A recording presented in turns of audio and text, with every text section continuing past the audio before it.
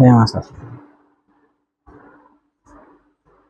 Hello my dear students, स्वागत है तुम्हारा अपने YouTube channel BS Chauhan learning up पे। तो मेरे प्यारे विद्यार्थियों, आज हम दूसरी वीडियो स्टार्ट कर रहे हैं जिसमें हम देखेंगे दीज और दोज का प्रयोग। पिछली वीडियो में तुमने देखा था दिस और दैट का प्रयोग, वो हमारी इस इंग्लिश ग्रामर सीरीज की पहली वीडियो थी। अब ये तुम दूसरी वीडियो देखेंगे, इसमें हम कंप्लीट यूज सीखेंगे दीज और दोज का। तो वीडियो स्टार्ट करने से पहले सबसे पहले मैं तुम्हें बता दूं कि ये हमारी ग्रामर की एक सीरीज चल रही है जिसमें आज दूसरा चैप्टर है। इस सीरीज में हम कंप्लीट बेसिक से लेके लास्ट तक इंग्लिश ग्रामर सीखेंगे। तुम चाहे किसी भी क्लास के विद्यार्थी हो, चाहे आप 5th में हो, चाहे आप 6th में हो, या फिर आप 10th में हो, या फिर आप 12th में हो, और आप किसी भी बोर्ड के विद्यार्थी हों, चाहे आप राजस्थान बोर्ड से हों या यूपी बोर्ड से हों, MP बोर्ड से हों, तो इंग्लिश ग्रामर का जो सिलेबस रहता है वो सभी में सेम रहता है। सेम का मतलब है, अगर मान के चलिए आप यूपी बोर्ड में पढ़ रहे हो और उसमें हमें अनुवाद करना है, ये ईमानदार आदमी हैं, तो ऐसा नहीं है कि यूपी बोर्ड में इसका इंग्लिश में अनुवाद कुछ और करेंगे, MP बोर्ड में इसका अनुवाद कुछ और करेंगे। और इंग्लिश ग्रामर की दूसरी बात ये रहती है कि चाहे आप इस वीडियो को आज से 10 साल बाद देखो, तब भी इसका इंग्लिश में अनुवाद क्या रहेगा, सेम ही रहेगा, क्योंकि इंग्लिश ग्रामर एक शुद्ध इंग्लिश सिखाने का क्या है, व्याकरण है। तो हमें सीरीज में कंप्लीट इंग्लिश ग्रामर करेंगे और जिसे हम सीक्वेंस से करेंगे। सीक्वेंस से करेंगे मतलब सारे के सारे चैप्टर जो तुम्हें इंग्लिश ग्रामर सीखने के लिए उपयोगी होते हैं वो तुम्हें एक क्रम से मिलेंगे। तो अगर तुम इस सीरीज से जुड़ते हो और सारी वीडियो पूरी देखते हो तो तुम्हारी इंग्लिश ग्रामर बहुत बढ़िया हो जाएगी और इसके बाद तुम इंग्लिश ग्रामर से कभी नहीं डरोगे।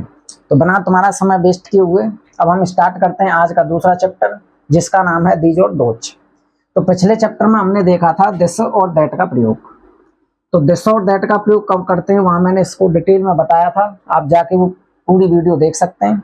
उसमें मैंने तुम्हें बताया था कि दिस का प्रयोग हम हमेशा पास की एक वस्तु के लिए करते हैं, क्योंकि यह सिंगुलर शब्द होता है। दिस कैसा शब्द होता है, सिंगुलर।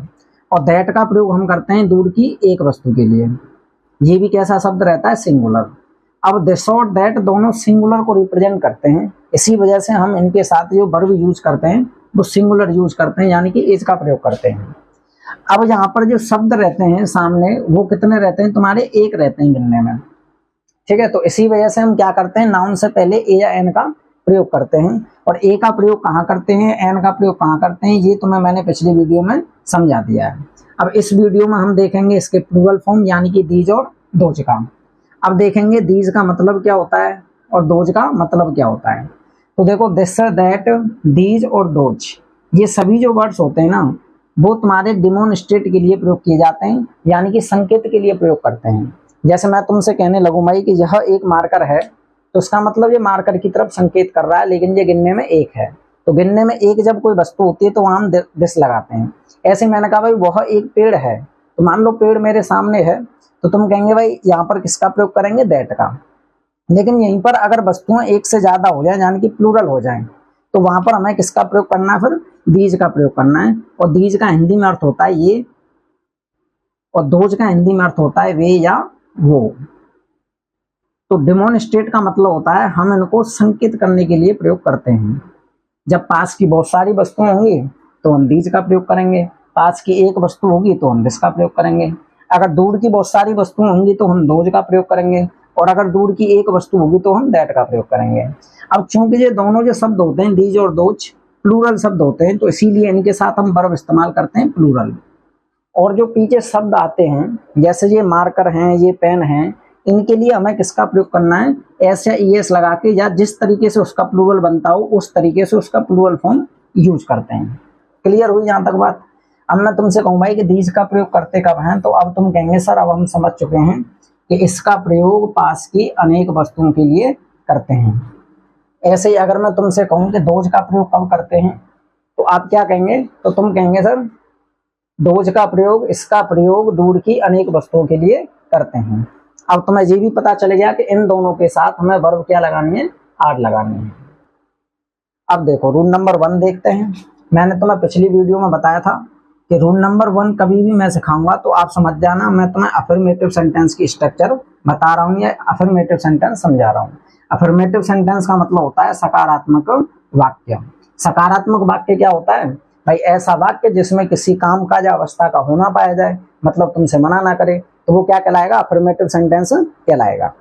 जैसे ये नीले पेन हैं, तो मना तो कर नहीं रहा है, तो इसी वजह से ये कैसा पेन है, नीला पेन है, तो इसीलिए ये कैसा सेंटेंस होगा, अफर्मेटिव सेंटेंस होगा।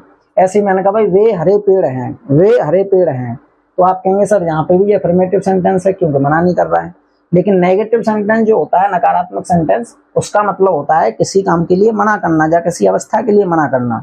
जैसे मैंने कहा ये मोर नहीं है, तो मना कर रहा है, इनमें तुम्हें नहीं मिल जाएगा, कभी नहीं मिल जाएगा, ऐसे शब्द मिलेंगे जो नेगेटिव होते हैं। इसी प्रकार वे किताब नहीं है, तो ये भी कैसा सेंटेंस है, नेगेटिव सेंटेंस है। तो अब मैं हिंदी में अनुवाद करने की बात करूं, हिंदी से इंग्लिश में अनुवाद की, तो आप कहेंगे सर सबसे पहले हमें दीज या दोज का प्रयोग करना है सेंटेंस के शुरुआत में, अगर सेंटेंस हमारा अफर्मेटिव है तो। फिर सेकंड पे हमें क्या लगाना है, आर लगाना है। और फिर इसके बाद हमें क्या करना है, जो शब्द होते हैं हमारे, नाउन्स होते हैं, उनका तुम्हें प्लूरल फॉर्म इस्तेमाल करना है। ठीक है, प्लूरल एस लगा के बन सकता है, ईएस लगा के बनता है, कई शब्दों का अलग तरीके से होता है। जैसे मैं तुमसे बात करूं भाई ये नीले पेन हैं, तो ये की अंग्रेजी आप क्या लगाएंगे, सबसे पहले आप लगा देंगे दीज, क्या लगाएंगे, दीज। फिर सेकंड पे हम क्या लगाएंगे, दीज के बाद आप लगाएंगे, दीज के बाद आर।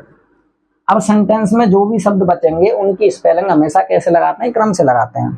जैसे मैंने कहा बेटा नीले पेन, तो नीले की क्या लगाएंगे, ब्लू, और पेन की क्या लगाएंगे, पेन्स। अब देखो इसका हमने कैसा रूप प्रयोग किया है, प्लूरल फॉर्म। देखो नाउन्स में ज्यादातर तुम्हें एस लगा के ही प्लूरल बनाना है, लेकिन कुछ नाउन्स में ईएस भी लगता है। जिस नाउन्स के पीछे तुम्हें ये शब्द मिल जाए, जैसे डबल एस मिल जाए, ओ मिल जाए, सी एच मिल जाए, एस एच मिल जाए, ऐसी कंडीशंस में तुम्हें क्या लगा देना है, ईएस लगा देना है। ठीक है, जैसे मान लो तुम्हें मैंगो का प्लूरल बनाना है, तो तुम कहेंगे सर इसके पीछे ओ आ रहा है, तो चलो मैं मैंगोज लगा देता हूँ, तो मैंगोज क्या हो जाएगा, इसका प्लूरल।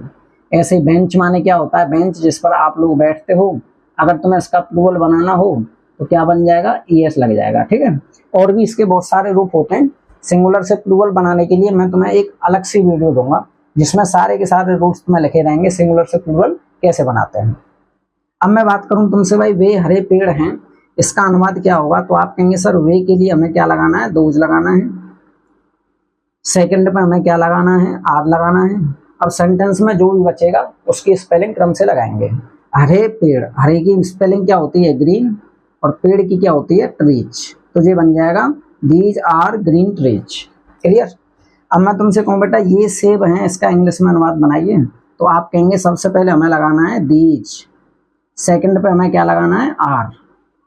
अब सेब के बाद हम क्या लगाएंगे, एस लगा देंगे, ये बन जाएगा एप्पल्स। अब ऐसा नहीं करना है कि सेब की स्पेलिंग ए से स्टार्ट हो रही है, भाई ये तो बाउल्स होता है, हम इसमें एन लगा दें। इसमें एन क्यों नहीं लगाएंगे, क्योंकि सेब यहाँ पर एक नहीं है, एक से ज़्यादा है। अगर एक सेब होती तो हम वहाँ पे एन लगाते, जैसा हमने पिछली वीडियो में देखा था, यानी कि जब हमने दिस और दैट का प्रयोग किया था उस समय पे। क्लियर। अब मैंने तुमसे कहा बेटा वे संतरे हैं, इसका इंग्लिश में अनुवाद बनाओ, तो आप कहेंगे सर वे की अंग्रेजी सबसे पहले क्या लगानी है, दोज। उसके बाद हमें क्या लगाना है, तुम कहेंगे सर दीज या दोज के बाद सेकंड पे आर आता है, फिर मैंने सेकंड पे क्या लगा दिया, आर लगा दिया। अब इसके बाद जो भी शब्द होते हैं उनकी तुम्हें क्या लगानी है, स्पेलिंग लगानी है, यानी कि मीनिंग लगानी है, ऑरेंजेस। अब देखो संतरे कितने हैं, बहुत सारे हैं, इसीलिए मैंने इसका प्लूरल बना दिया। अब देखेंगे ये नई किताबें हैं, तो ये के लिए हम क्या लगाते हैं, दीज, सेकंड पे हम क्या लगाएंगे, आर। अब आप देखेंगे नई किताबें, नई की स्पेलिंग क्या होती है, न्यू। न्यू मीन्स होता है नया या नई, और ओल्ड मीन्स क्या होता है, पुराना। किताबों की स्पेलिंग क्या लगाएंगे, बुक मीन्स होता है एक किताब, और बुक्स मीन्स हो जाएगा बहुत सारी किताबें। ठीक। अब यहाँ पर देखेंगे ये ईमानदार आदमी हैं, तो सबसे पहले क्या लगाएंगे, ये की स्पेलिंग, और ये की स्पेलिंग क्या होती है, दीज। सेकंड पे हम क्या लगाएंगे, आर, तो ये बन जाएगा दीज आर। अब सेंटेंस में जो बचा उसकी स्पेलिंग लगानी है हमें क्रम से। तो अब यहाँ पे क्या बचा हुआ है, ईमानदार आदमी। ईमानदार की हम क्या लगाते हैं, ऑनेस्ट, क्या लगाते हैं, ऑनेस्ट। अब आदमी का जो प्लूरल होता है, देखो आदमी का जो सिंगुलर रहता है वो रहता है मैन, और इसका जो प्लूरल होता है वो क्या होता है, एम ई एन, यानी कि इसका प्लूरल ई एन लगा के बनता है। ऐसे वुमेन मीन्स होता है स्त्री, विमेन, विमेन मीन्स होता है एक स्त्री, और वीमेन मीन्स होता है बहुत सारी स्त्रियां। तो हमें यहाँ पे आदमी का बहुवचन लगाना है, क्या लगा देना है, एम ई एन लगाना है। क्लियर कहानी यहाँ तक। अब देखते हैं हम नेगेटिव सेंटेंस। नेगेटिव सेंटेंस में तुम्हें क्या करना है, सबसे पहले दीज या दोज का प्रयोग करना है। दीज या दोज के बाद तुम्हें क्या लगाना है, आर लगाना है। नेगेटिव सेंटेंस में आर के बाद क्या आ जाएगा, नॉट। अब जो भी शब्द हो उसका क्या करना है, तुम्हें प्लूरल फॉर्म यूज करना है, ठीक है। अब जैसे मैंने कहा ये मोर नहीं है, तो आप कहेंगे सर ये की अंग्रेजी क्या होती है, दीज। तो सबसे पहले हमने क्या लगा दिया, दीज लगा दिया। सेकंड पे हमें क्या लगाना है, आर। तो क्या आ जाएगा, यहाँ पे आर आ जाएगा। अब नेगेटिव सेंटेंस है तो आर के बाद हम क्या लगा देंगे, नॉट। अब यहाँ पे बचा मोर। मोर की मीनिंग क्या होती है, पीकॉक। अब इसका प्लूरल फॉर्म यूज करना है तो क्या बन जाएगा, पीकॉक्स बन जाएगा, ठीक।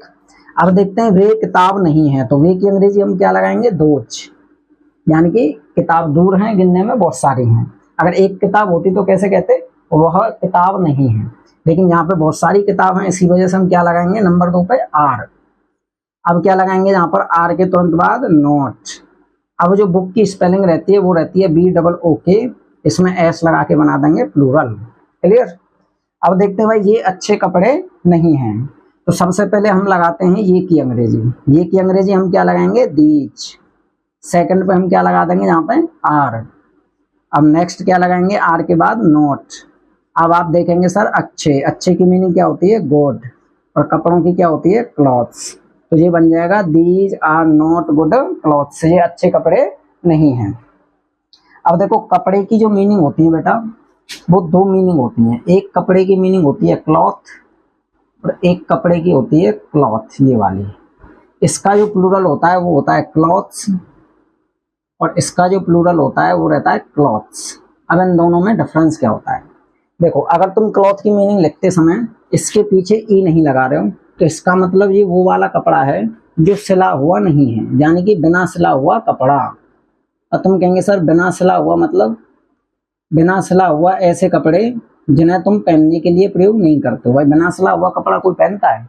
जैसे मान के चलिए आपको मेज को ढकने के लिए कोई कपड़ा लेके आना है, तो वो कपड़ा क्या कहलाएगा, क्लॉथ कहलाएगा, यानी कि ऊपर वाला क्लॉथ होगा। और तुमने बहुत सारे ऐसे कपड़े ले लिए, एक मेज को ढकने के लिए, एक अपने डबल बेड पर लगाने के लिए, तो वो सारे कपड़े क्या कहलाएंगे, क्लॉथ कहलाएंगे। यानी कि ऊपर वाली मीनिंग, इसकी मीनिंग बहुवचन होगी क्लॉथ्स।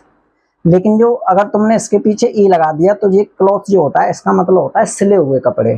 कैसे कपड़े होते हैं, सिले हुए कपड़े जिन्हें तुम पहनते हो, सिले हुए कपड़े।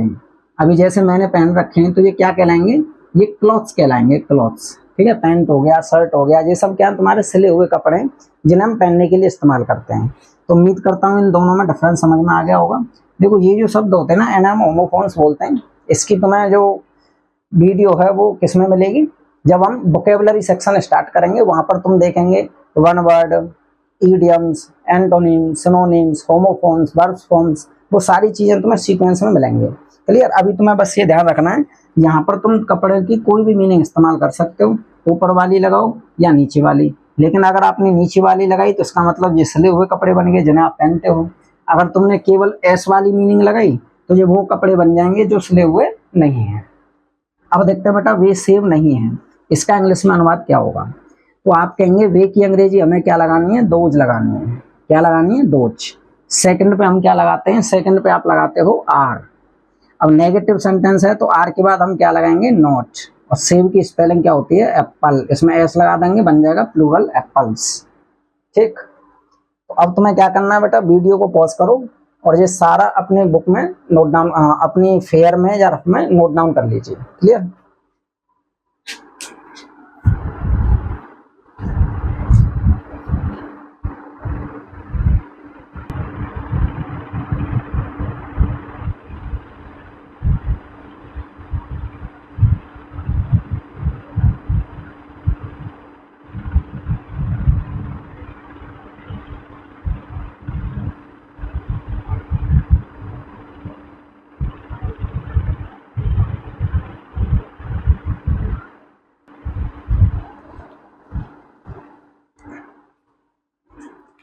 अब हम देखते हैं रूल नंबर 3।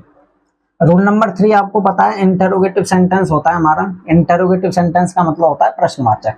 और मैंने तुम्हें पिछली वीडियो में भी बताया था कि प्रश्नवाचक वाक्य हमारे 2 तरीके से रहते हैं। एक वो प्रश्नवाचक वाक्य जिनकी शुरुआत में क्या आ रहा हो, और एक वो वाले प्रश्नवाचक वाक्य जिनके बीच में कब, क्या, कहाँ, कैसे, क्यों इंटरोगेटिव वर्ड आ रहे हों, ठीक है। तो कभी भी अगर क्या तुम्हें सबसे पहले मिलेगा, जैसे हम क्लोज एंडेड इंटरोगेटिव सेंटेंस भी कहते हैं, तो उसमें सबसे पहले तुम्हें क्या लगाना है, आर। अगर बात आप दीज और दोज की कर रहे हो तो सेकंड पे तुम्हें क्या लगाना है, दीज या दोज। और लास्ट में तुम्हें क्या करना है, नाउन का प्लूरल फॉर्म यूज करना है। जैसे यहाँ पे आ गया क्या ये भालू है, तो क्या कभी भी आ जाए पहले तो वाट कभी लगाते नहीं है। उस टेंस की क्या लगानी है, तुम्हें वर्ब पहले लगानी है, पीछे से उठा के तुम्हें क्या लगाना है, आर पहले लगाना है। अब भालू हमारे पास हैं, बहुत सारे हैं, तो हमने क्या लगा दिया यहाँ पे, दीज। अब भालू की जो मीनिंग होती है वो रहती है बियर। अब देखो यहाँ पे ना बहुत सारी मीनिंग्स मैंने लिखी हुई हैं, ये केवल तुम्हें समझाने के लिए कि इंग्लिश में कभी भी अगर तुम कोई मीनिंग इस्तेमाल करो तो उसको जल्दबाजी में इस्तेमाल मत करो। जैसे यहाँ पर मैंने तुम्हें दे रखे हैं, बियर मीन्स भालू भी होता है, बियर मीन्स पैदा होना भी होता है, बियर मीन्स बर्दाश्त करना भी होता है, बियर मीन्स हथियार रखना भी होता है, बियर मीन्स जिम्मेदारी उठाना भी होता है, और बियर मीन्स पेय पदार्थ भी होता है। तो तुम्हें क्या करना है, यहाँ पे अगर तुम बियर की मीनिंग ये वाली लिख देंगे यहाँ पे, तो ये क्या हो जाएगा, गलत हो जाएगा हमारा, ठीक है। तो इसे हम होमोफोन्स बोलते हैं। मैंने तुम्हें अभी भी बताया था कि इन सबको हम डिटेल में अलग से वीडियो में समझेंगे। अभी तुम्हें जो पूरा चार्ट क्या कर लेना, याद कर लेना, आगे तुम्हारे बहुत काम आएगा, ठीक है। तो इसमें जो सेकंड फॉर्म इसकी दे रखी है, जो फर्स्ट फॉर्म, सेकंड फॉर्म और थर्ड फॉर्म। वर्ब की फॉर्म क्या होती है ये भी हम समझेंगे, इनकी भी हमें बाद में जरूरत पड़ेगी। क्लियर है बेटा यहाँ तक?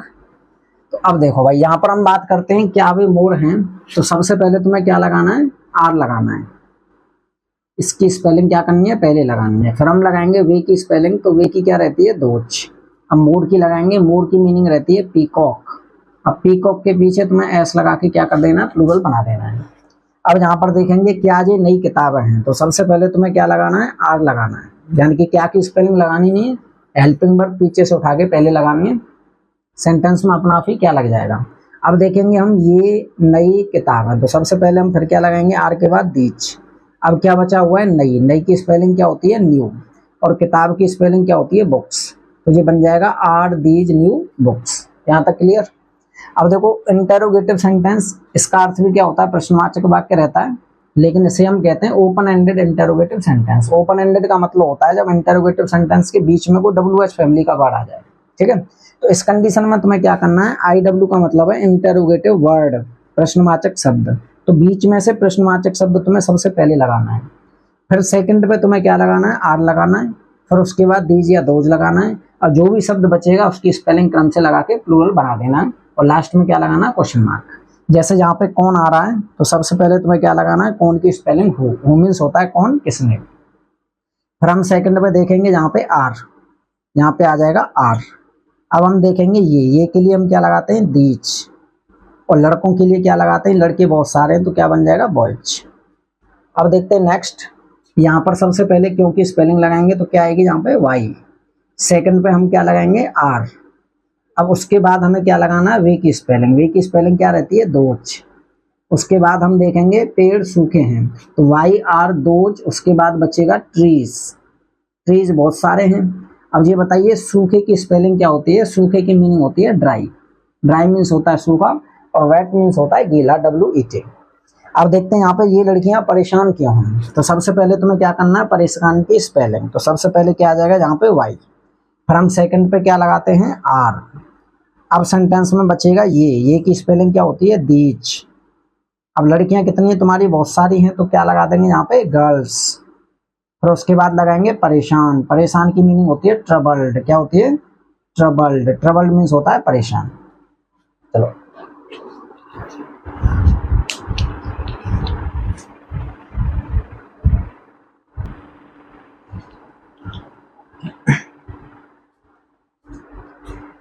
अब देखते हैं हम अपने नेक्स्ट सेंटेंस। ये मेरे पेन हैं, ये पेन मेरे हैं। इस तरह के सेंटेंस मैंने तुम्हें पिछली वीडियो में भी समझाए थे जब हमने दिस और दैट का प्रयोग सीखा था। तो जब कभी भी तुम्हें इनका अनुवाद करना हो तो तुम्हें किस चीज़ का ध्यान रखना है, तुम कहेंगे सर सबसे पहले मैं इस सेंटेंस को पढ़ के देखता हूँ, उसमें आया हुआ है ये, तो तुम कहेंगे सर यहाँ पे ये की मीनिंग लगा देंगे हम दीज। फिर आप कहेंगे सर सेकंड पे हमें क्या लगाना है, आर। अब मेरे की जो स्पेलिंग रहती है वो क्या रहती है, मेरा मेरी, मेरे की होती है मीनिंग माई।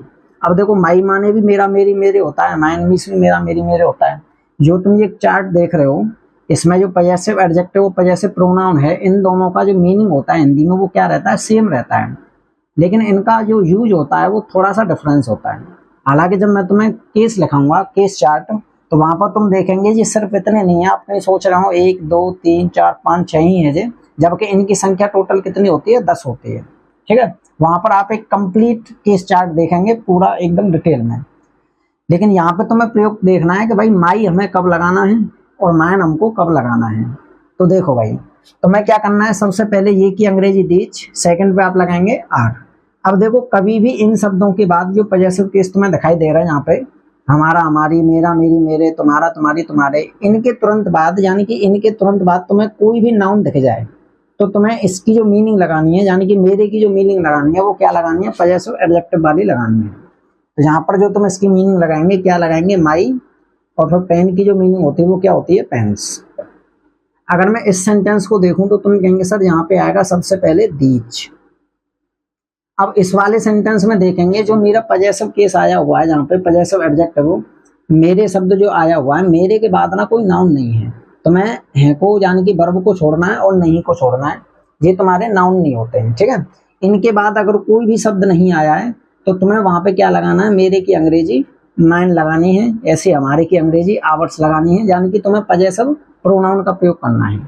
तो यहाँ पर तुम क्या करेंगे, मेरे, ये पेन की मीनिंग लगाएंगे एक साथ, तो दीज पेन्स, सेकंड पे आप क्या लगाएंगे, आर, और फिर मेरे की स्पेलिंग क्या लगाएंगे, माइन, तो दीज पेन्स आर माइन। अब नीचे देखते हैं, वे तुम्हारी किताब हैं, तो सबसे पहले आप क्या लगाएंगे, दोज। अब इस सेंटेंस में आप देखेंगे तुम्हारी के बाद ना कोई नाउन आया हुआ है, तो नाउन आया हुआ है तो तुम्हारी किताब के लिए क्या लगाएंगे, योर बुक्स लगाएंगे। उससे पहले हमें क्या लगाना है, सेकंड पे आर लगाना है, उसके बाद हम क्या लगाएंगे, योर बुक्स लगाएंगे, योर बुक्स लगाएंगे। फिर हम यहाँ पे देखते हैं, वे सबसे पहले लगा देंगे दोज। अब यहाँ पर देखेंगे तुम्हारी के बाद, यानी कि पॉजेसिव प्रोनाउन के बाद, यहाँ पर कोई भी नाउन नहीं है, यानी कि इस मीनिंग के बाद कोई भी नाउन नहीं है, तो इसकी स्पेलिंग कैसी लगाएंगे, पॉजेसिव प्रोनाउन वाली, योर्स लगाएंगे। तो किताब की मीनिंग आ जाएगी पहले बुक्स, सेकंड पे हम क्या लगाएंगे, आर, और लास्ट में हम क्या लगा देंगे, योर्स। ठीक है बेटा। अब नेगेटिव सेंटेंस की अगर हम बात करें तो सेम रूल इसमें भी अप्लाई होता है। तो सबसे पहले तुम्हें क्या करना है, ये की स्पेलिंग दीज लगानी है। अब आप कहेंगे सर सेकंड पे हम क्या लगाएंगे, आर लगाएंगे। अब यहाँ पे देखो नेगेटिव सेंटेंस है तो आर के बाद नॉट आ गया। अब हमारे के बाद तुम्हें क्या दिखाई दे रहा है, नाउन दिखाई दे रहा है, तो इसीलिए हमारे की स्पेलिंग क्या लगाएंगे, पॉजेसिव एडजेक्टिव वाली मीनिंग लगाएंगे। तो तुम क्या लगाएंगे, आवर लगाएंगे, और उसके बाद क्या लगा देंगे, पेन्स। तो ये बन जाएगा these are not our pens. अब मैंने कहा बेटा ये पेन हमारे नहीं है, तो सबसे पहले तुम्हें क्या देखना है, हमारे के बाद यहाँ पे कोई नाउन नहीं है। मैंने तुम्हें बताया था वर्ब यानी कि है, इनको छोड़ के, नहीं को छोड़ के देखना है यहाँ पे कोई अलग से नाउन है कि नहीं है, कोई शब्द है कि नहीं है। तो आपने कहा सर नहीं है, तो तुम्हें क्या करना है, ये पेन की स्पेलिंग लगानी है सबसे पहले, दीज पेन्स। सेकंड पे तुम्हें क्या लगानी है, आर। नेगेटिव सेंटेंस है तो क्या आ जाएगा, नॉट। और जो हमारे की स्पेलिंग लगाएंगे वो क्या लगाएंगे, पॉजेसिव प्रोनाउन वाली लगाएंगे। तो यहाँ पे क्या आ जाएगा, आवर्स। तो ये बन जाएगा these pens are not ours. ठीक है बेटा। तो उम्मीद करता हूँ तुम्हें ये चैप्टर बढ़िया तरीके से समझ में आया होगा। अगर तुम्हारे समझ में कम आया हो तो तुम्हें क्या करना है, वो वीडियो को पूरा कंप्लीट देखना है और इसके नोट्स कंप्लीट करने हैं। तो आज के लिए इस चैप्टर में इतना ही। आगे देखेंगे कल तीसरा चैप्टर जिसका नाम होगा एजआरएम का प्रयोग। तब तक के लिए गुड बाय।